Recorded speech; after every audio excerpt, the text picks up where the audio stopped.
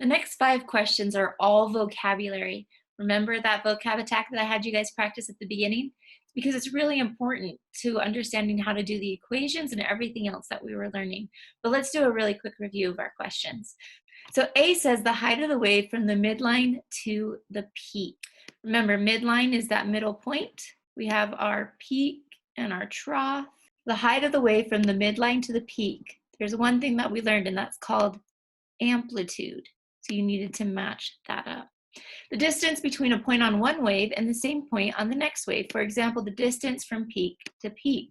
Well, we learned that when you're looking from peak to peak, and it's a matter of distance, that's always going to be wavelength.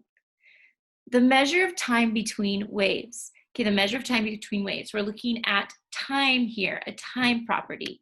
So looking at a graph just like that, we have peak, trough, peak, okay? But this time we're looking at time instead of distance. That is period. All right, so D, number of waves that pass through a point each second. So you're looking at one point and you're counting how many peaks come by. 1, 2, 3, 4, 5, 6, so on and so forth in a second. We talked about this. This is frequency. E, the rate at which a wave moves, or frequency times wavelength. Rate. Where have we talked about rate before? Oh yeah, velocity, speed, right?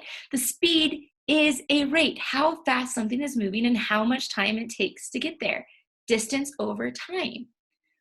Our only property that is a rate is speed, wave speed.